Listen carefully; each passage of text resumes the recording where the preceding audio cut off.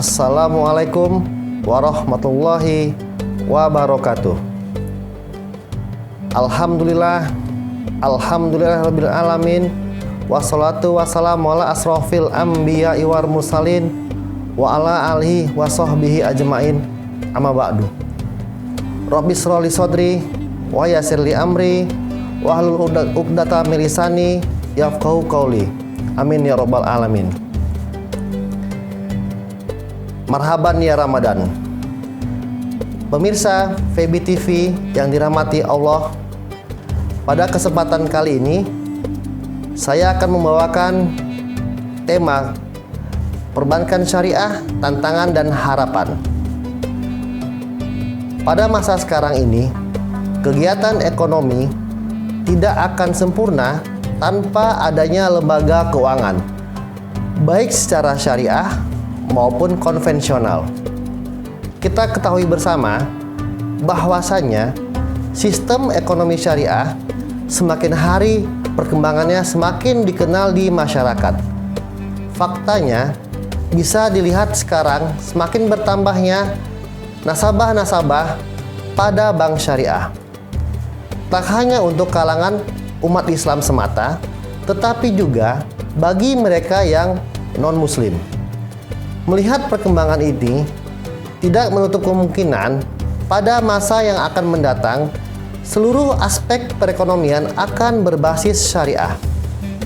Hal ini menunjukkan bahwa nilai-nilai Islam dapat diterima di berbagai kalangan karena bersifat universal, tidak eksklusif, dan tentunya memiliki daya saing dengan perbankan konvensional. Pada saat sekarang ini, terdapat berbagai macam lembaga-lembaga keuangan yang berbasis syariah. Di antaranya ada pegadaian syariah, pembiayaan syariah, asuransi syariah, dan produk-produk keuangan syariah lainnya. Satu persamaan yang dimiliki oleh bank syariah dengan bank konvensional adalah sama-sama berusaha mendapatkan keuntungan, yaitu profit oriented. Tetapi bank syariah lebih mengutamakan maslahah oriented. Untuk itu, bank syariah harus berkembang secara alami dan menjadi lembaga keuangan yang bonafit dan profesional.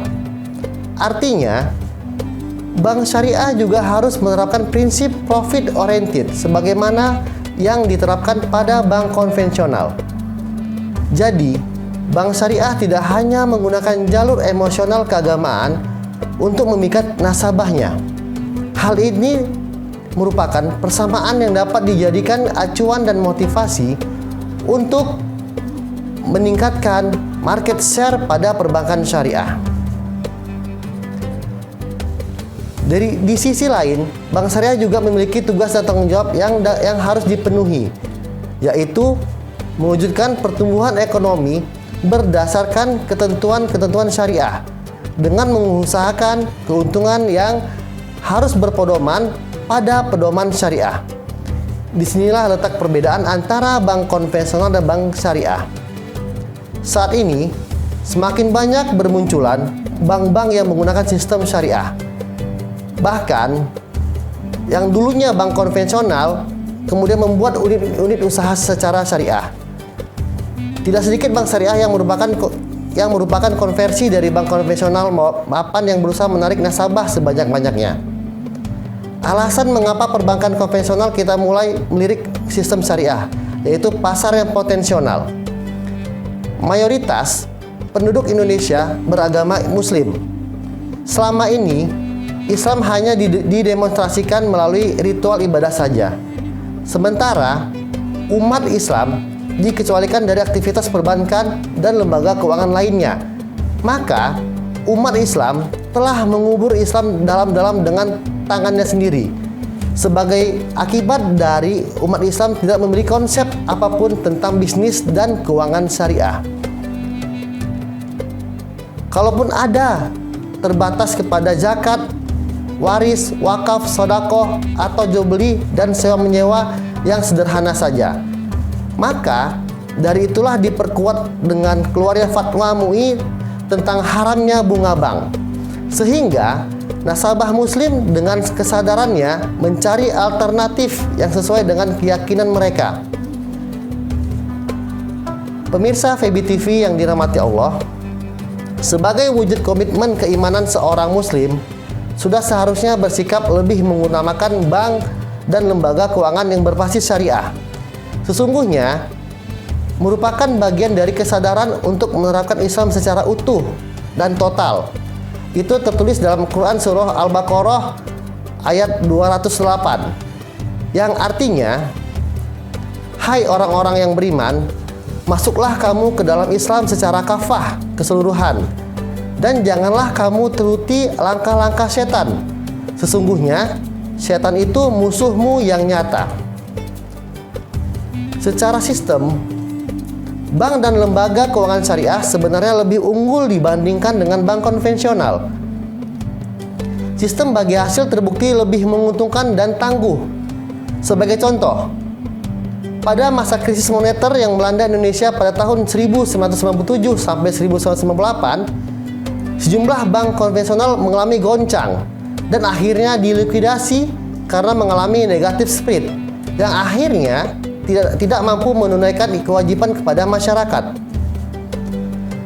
Kebijakan bunga yang tinggi yang diterapkan pemerintah selama krisis berlangsung telah membuat bank-bank konvensional mengalami kerugian yang cukup banyak.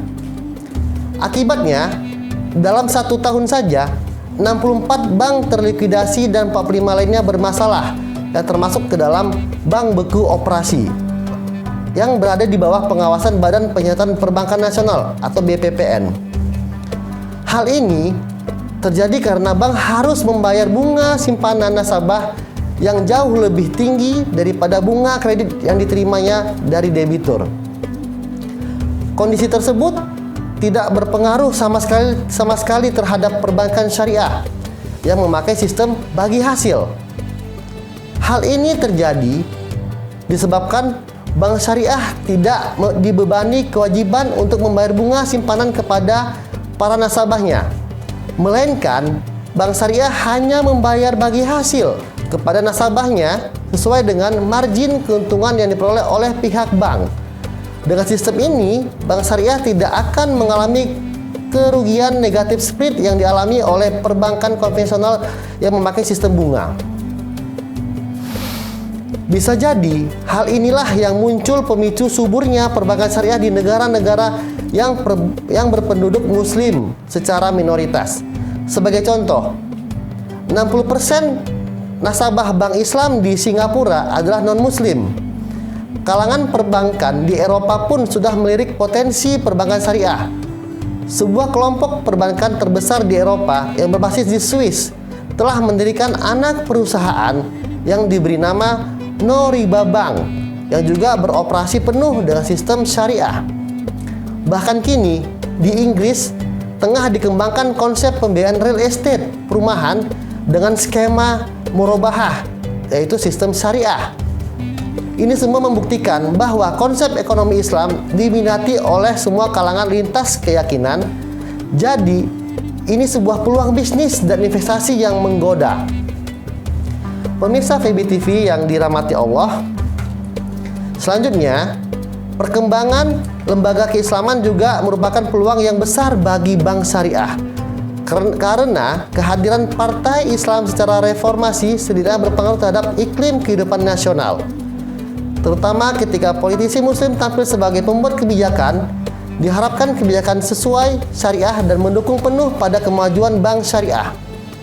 Berdirinya Sekolah Tinggi Ekonomi Islam atau sejumlah perguruan tinggi yang membuka jurusan ekonomi Islam, serta maraknya sekolah Islam unggulan merupakan saham berharga untuk mencetak kader-kader ekonomi dan bankir Islam. Seperti yang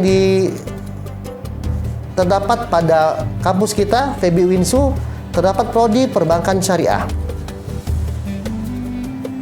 Tantangan yang harus dipecahkan ini adalah bagaimana menjadikan industri keuangan syariah yang mapan, yakni perbankan syariah yang profesional, sehat, dan terpercaya. Nah, tantangan tersebut ada yang berasal dari internal maupun eksternal.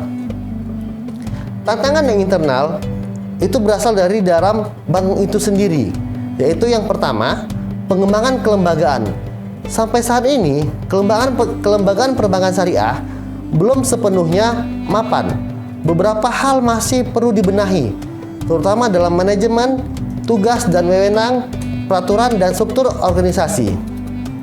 Kemudian yang kedua, sosialisasi dan promosi.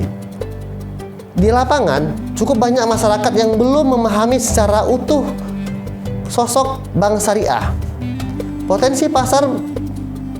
Potensi pasar mengembang mencapai 720 triliun. Persoalan pada pasar mengambang adalah yang sudah tahu tapi belum paham, yaitu literasi secara keuangan syariah.